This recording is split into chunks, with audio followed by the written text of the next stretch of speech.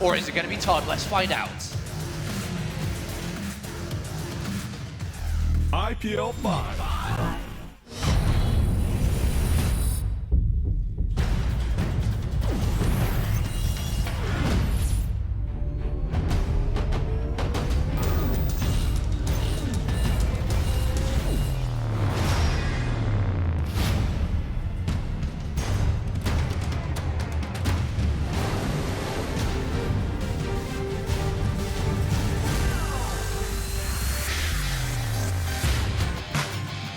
Welcome to IPL 5 Ohana.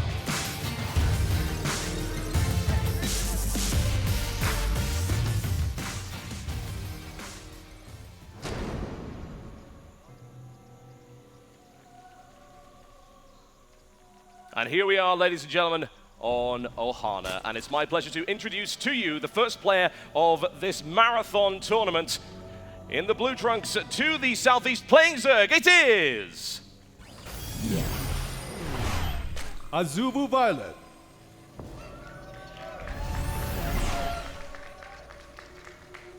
There he is, looking nice and focused in the booth. He is ready to show you his stuff. He's ready to rock and roll, but his first challenger is hardly easy by any stretch of the imagination. To the northwest of Ohana, in the red trunks, playing Protoss, it is... Root Gaming ToD. That's right, the Frenchman, the big tall Frenchman, ready to play for you guys against viOlet. It's going to be a difficult one for sure, but we'll see how he's going to do. Of course, the observing is done by a legend himself. Absolutely. He is here in Las Vegas. Best in the business. That is right indeed. So, well, of course, Ohana is a two-player map, a small two-player map, so we could see a lot of two-base, three-base pushes from ToD. Being a smaller map means there's less reactionary time for the Zerg player. Therefore, that could be the strength on what he will want to rely on. So far, it looks like he's going to be going for a Nexus first, just opening up with a very strong economy. Getting that Nexus down first is extra chrono boost, gets more probes out faster. And as we see, viOlet is attempting to get down that hatchery, but is being pushed away for now from that probe, and we'll get it down. Should be okay. He went for his pool on 14, so putting down the hatchery right now is just right. So honestly, not too much harassment really done there by ToD thus far. And there is an elephant in the room that we have to address when it comes to this map and this particular matchup, which is of course the very real possibility of the Immortal Sentry all-in. That is right. That is so right, Total Biscuit. The Sentry Immortal in is very, very strong on this map. As mentioned, it's relatively small. It's not too far to walk across the map. For example, if viOlet was to overdrone by just 5 drones, even though as simple as that sounds, that's a wave of units he will not have to prevent ToD from walking across the map, to get into position, to land the force fields, to win the game as easy as can be. But we do have the Forge into the Gateway. We noticed one thing, though, is that he got a second pylon down before adding on the Forge and Gateway, which means he's going to have a lot more probes out. He can chrono boost into the Nexus a lot earlier on here. But that is very, very dangerous. But in this game, it's not, because there's only 2 links being made. They're going around looking for pylons. So ToD's actually playing a little bit greedy to get more probes out early on, to have a better economy, therefore to power harder in the next couple of minutes in this game. Yeah, one has to wonder what the end game of that particular strategy is. It has to be some kind of well-timed out build. What kind of build, what kind of aggression are we going to be seeing here from the one and only ToD? Well, the ToD confirms the third hatchery is down. As a pro player, you always want to confirm that. You don't know if it's going to be a 2-base all-in or not. And now he knows that, okay, well, he's on 3 bases. He doesn't have gas. He's going to be droning. I'm okay to kind of throw whatever I want down. And as we can see, some viOlet stats there. You know, he won the IEM, was his first big tournament. He then went on to win an MLG. He got into the round of 4 in the IEM Cologne as well. IPL 3 got round of 16, and then unfortunately didn't quite make it out the open bracket. His IPL 4 was such a stacked tournament, but he's here in IPL 5 looking to get better and to really get a good win here. Yeah, this is a tournament that he really needs to do well in, honestly, because in the previous IPLs, as we see, he hasn't been playing as strongly as he has been in other tournaments. Being a Spring Arena winner, one would expect a better performance from viOlet. Lately, he has been doing very well indeed. But if we talk about ToD, then ToD also had very similar problems with IPL, which seems to be a tournament which is the bane of many top players. And honestly, he hasn't had a big win under his belt for a very long time indeed. That's right. He hasn't really, managed to accomplish the same as he did in Warcraft 3. But one thing we can note in this game already is that we have a Stargate coming down instead of Robotics Facility. Yep. So we are not going to see the Immortal all in. He's going to be going for a Stargate pressure initially. So there's kind of two ways. I think what we're going to see from ToD is that's his style, is he likes to get a Void Ray out early on into Phoenixes, or a Phoenix initially on, but he won't save them. I'm pretty sure he's the kind of player that likes to get rid of the Overlords early on to slow the Protoss down, to supply cap them, as simple as that sounds. Of course, the other option for him to do is to throw down and hide Phoenixes, but with a third Nexus coming down so early on, he's going to have to use a Void Ray for defensive reasons. And there's the Void Ray. He has to come out, because if he didn't have a Void Ray, how the hell is he going to stop units such as the Roaches coming to deny that third base? Yeah, there's no question about that. You can't just take the third Nexus and then expect the Zerg not to react to it. The Zerg doesn't want to take the fourth so early on, and ToD able to just defend against a couple of Lings that are scouting. And honestly, we don't have a huge amount of information available for viOlet as of yet. He has to suspect the possibility of that all-in behavior. Yeah, Zealot going toe-to-toe with his Queen, and in a one-on-one fight, the Zealot wins here. He does. viOlet, is he just going to lose that Queen? I guess he is. He's more interested in trying to do some damage here, but the Void Ray is now being revealed, and it looks like this should be cleaned up, although we may lose a sentry. Yes, absolutely we will. ToD with an uncharacteristic slip right there. The Stalker should hopefully stay alive. Yes, he'll be able to micro that out without too much of a problem. And now a lot of gateways going down at the front here. Ling's able to clean up this pylon on the fourth base.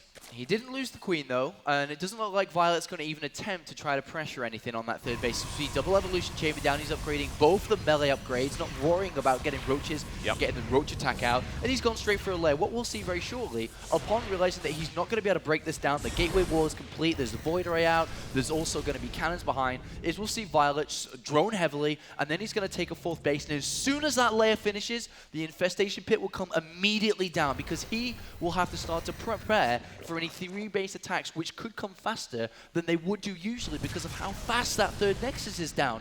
ToD is playing a really good game, he's got a really good economy, and he's going to be able to power very strong. The only one thing that was missing from ToD was the Twilight Council, which was a little bit late, which means he can't continue to upgrade very heavily from that Forge, but he didn't start +1 early on, so it's not going to be a problem in this case. A little bit of scouting here from the Phoenix. Currently, there's only one Phoenix on the map and 2 Void Rays, so a very, potentially an aggressive posture there, but with the amount of Spore Crawlers on the map, it seems like he'd want to use the Void Rays for defensive reasons, and perhaps just for pushing Overlords away. The single Phoenix is for scouting only. He's not following up with anything else from that Stargate. That nice little gateway wall off is giving him security on the third base at the moment, and for the next couple of minutes, chances are we're going to see a bit of passive behavior as the Infestation Pit comes up here for viOlet. Yeah, the Infestation Pit is down, and we're not going to see any movement in this game for a good couple of minutes, as you said. So it's going to be down to how is ToD going to play this out. viOlet has to take a fourth base momentarily. Of course, as a Zerg player, you always need to be a base above for your opponent, and we'll see that come down very shortly. ToD, though, can start to build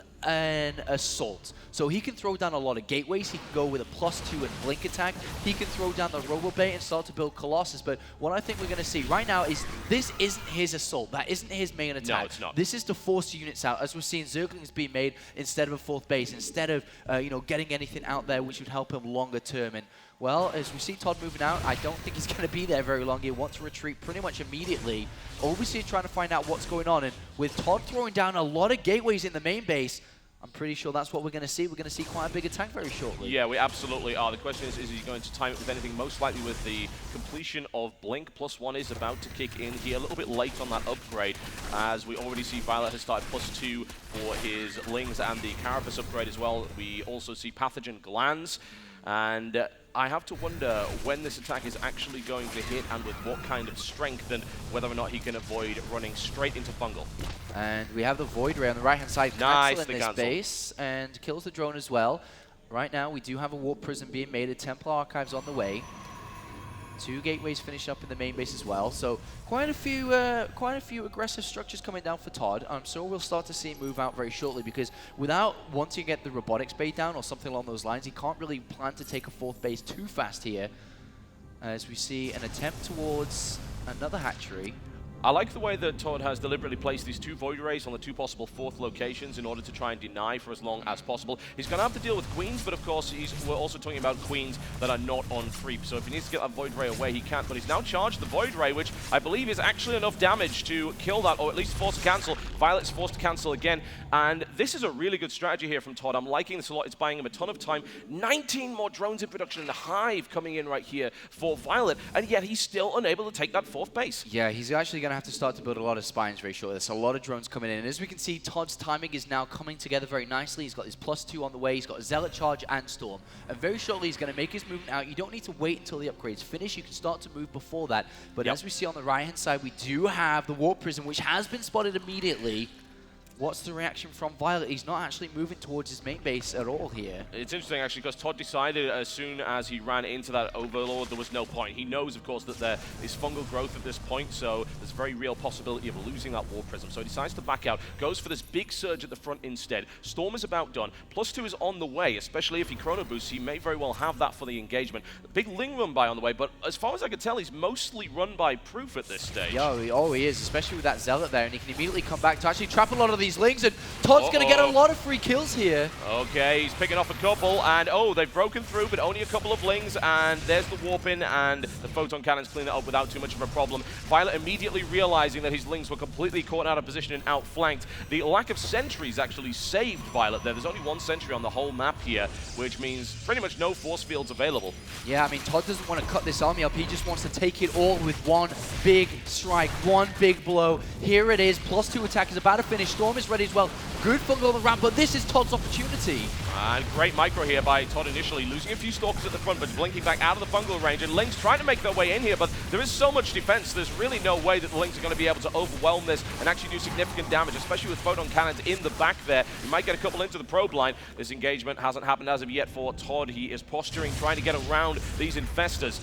And the Raw Prism in the main as well was doing quite a bit of damage. It did eventually fall down, but did a bit of damage, pulled viOlet back, but ToD's going to attempt to break through again, and we're already starting to see him worrying about this not working as the fleet beacon has come down. He is looking for longer term plans now with +3 on the way and probably just take a 4th because this hasn't worked. The defense has been too good. Good initial fungal left, a Storm right in the center, and viOlet actually sits in that one, and a second Storm coming down. Really good stuff here from ToD initially, eating a few fungals though, which is a bit concerning. Trying to get the feedback, pops an Infestor at the back right here. Void Ray support coming in for the back as well, and continuing to do damage, but he hasn't managed to break this yet. Oh, what a great defense again by viOlet, who smashes through and is now going to get into the bulk of this Protoss army, and it has to blink away. And viOlet adapting his army composition. Remember, he started off with Ling Infestor and then switched over to Roach Infestor, realizing that Storm would destroy him. What a smart decision from viOlet, which has kept him so easily defendable against these attacks. And now ToD, without a 4th base down, I think we actually have a borrowed Zergling on that 4th base. So it's going to be very difficult for him to get back into this game. Okay, we've got the aggression over here. The War Prism is now moving into the main base as well as a quick blink and a few free roaches. Nicely done, avoids the fungal as well. The 4th base is nicely secure here. Oh, looking at Storm, drops in a huge warp in into the main base right now. Looking for a 2-pronged attack here by ToD. Oh, he's got a sentry there, so he blocks the ramp. He can actually bring down the Greater Spire here if he targets it. That would be a really good thing to do right now. There are no Corruptors on the map, so we're not going to be seeing any Broodlords. If he's able to take that down, that would be absolutely huge. A second sentry. He's going in. He hasn't taken that out yet. He's going directly for the hive. He might even have the units to break this. We'll see as he lands another force field there. We'll want to keep out the Zerg for as much as possible, but viOlet is actually on the march on the other side of the map here. And, well, he's struggling with this. And ToD, is he going to bring down the Hive? A Storm goes down on the drones. The huge Hive Storm on the drone. fall. The Hive will fall. Nicely done there by ToD. And that is a huge blow right here. If he can take out the Great Aspire as well, that would be massive. But can he do it before the Broodlords morph in? A reasonable bank there for the Zerg. And now he has been driven out. Looks like the Warp Prism is going to go down as well. The Great Aspire is saved for the moment. And that means Broodlord clock is ticking. This is dangerous here for ToD, but he's already got that mothership almost completed here. He's looking for +3 as well. He's actually set up fairly well to deal with this, but he does have this supply deficit, and that worries me greatly. Yeah, that was a lot of money invested in killing the Hive, and really, what does the Hive being destroyed do in this game for viOlet? Well, not Nothing, a lot, really. because he's still got the Great Aspire alive. I mean, eventually Creep's going to reside in the main base, but with a new hatchery being built, it's going to immediately start to regenerate. So ToD's in a bit of trouble here with 6 Brutals on the way. Sure, the mothership's going to be out, but it doesn't have enough energy for a Vortex. And even if it did, is viOlet going to clump up all his Broodlords into one single Vortex? I don't think so. No, it's unlikely. And this is the stage where the Protoss has to think, I need to delay the ball of Broodlords as long as I possibly can in order to get that energy, in order to get that perfect anti-Broodlord composition. This is usually done by attacking on multiple fronts, using Warp Prison drops where available to try and spread out the army, because the one big weakness of the Broodlord composition is its lack of mobility. That is right, and let's see if ToD can do anything to try to fight against this army. Because he spent so many resources, remember how this game developed is ToD threw a lot of money and resources into a three-base attack, which didn't break viOlet down. He then threw a lot of money into destroying the Hive, which didn't really do anything in this game either.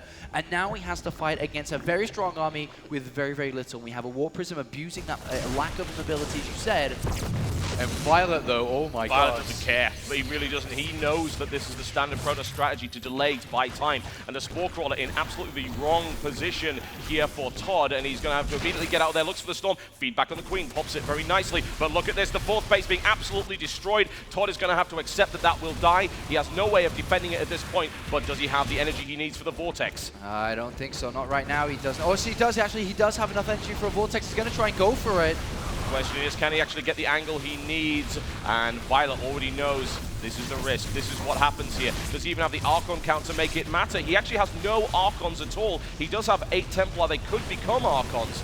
But this, to me, seems like even if he gets the Vortex, can he do the damage? Well, he could Storm on top of the Vortex once it's about ready to go, and he puts it on there, but that's only Roach and Lings, and the Broodlord survive, and ToD is just going to evacuate here. And if he waits for these units to pop out, I'm afraid of his army. It will melt, but great harassment with the Warp Prism and Zealots.